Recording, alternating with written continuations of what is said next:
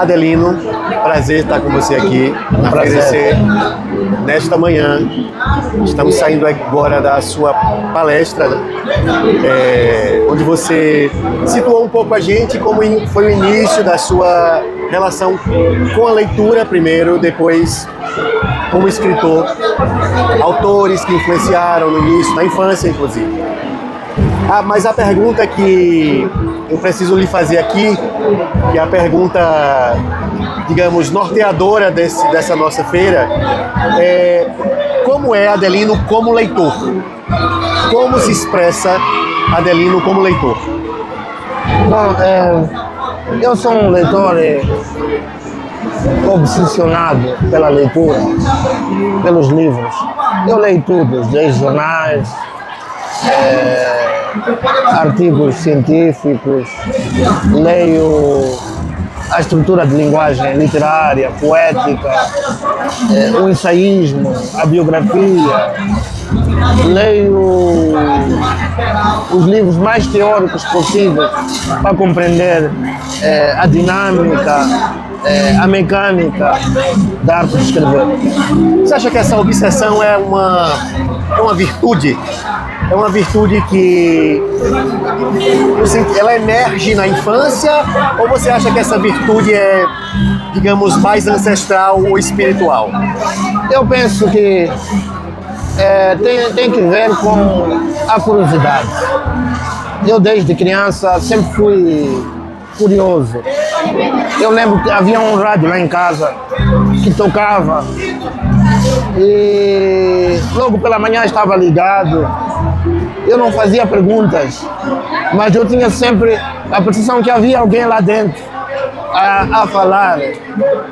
E tinha sempre desejo de se abrir o rádio para ver a pessoa que estava lá dentro.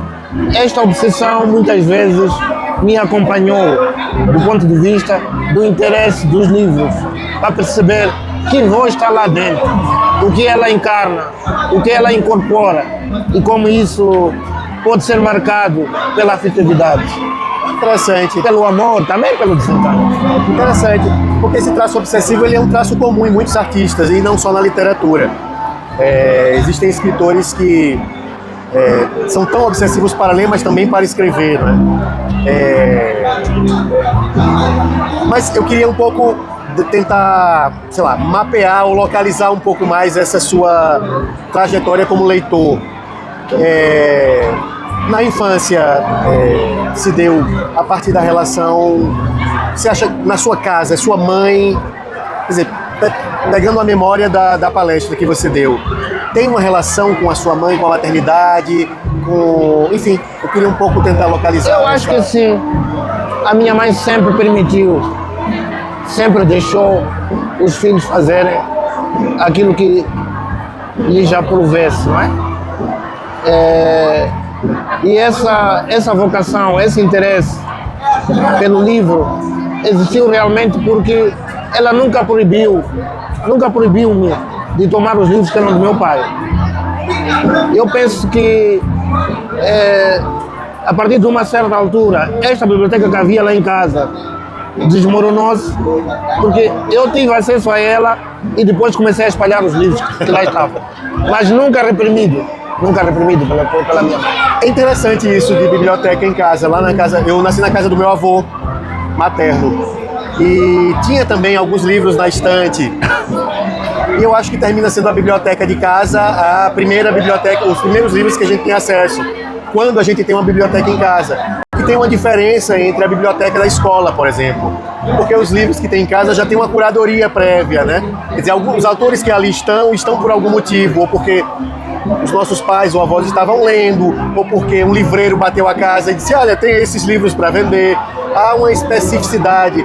E aí, então, eu queria que você me contasse um pouco quais desses nomes estavam ali pela estante, que mais lhe afetaram ali, ou que mais lhe deram. Havia o Morris West, que era um livro médico à força, o Fernando Pessoa, livros diversos, entre os quais uma coleção de 5 livros dos seus diversos heterônimos. Estava lá um escritor que mais tarde apercebi chamar-se Rosado. Rosado Pinto. Afinal, escrevia com um pseudônimo que era Ross Pinto. Um policial, um romance policial, autor de romances policiais muito interessantes, que era o caso da mulher nua, o caso da mulher de meias pretas. Todos os livros dele eram o caso o caso da Clay. Então, eu, à medida que acabava de ler um, queria ler outro. Depois, isso me estimulou muito a ler a coleção da Agatha Christie que lá estava. Livros diversos da Agatha Christie, como um dos livros era O Crime no Comboio Expresso Oriente. Este livro foi um encanto, foi um assombro. E vários outros autores, como Arthur Conan Doyle, que eu mais tarde vim a perceber, foi o mestre da Agatha Christie. Muitos livros que, se for aceitar aqui, talvez levemos uma hora. Na infância você se interessava mais por prosa ou por poesia? Ou numa primeira fase, na primeira infância, livros de banda desenhada.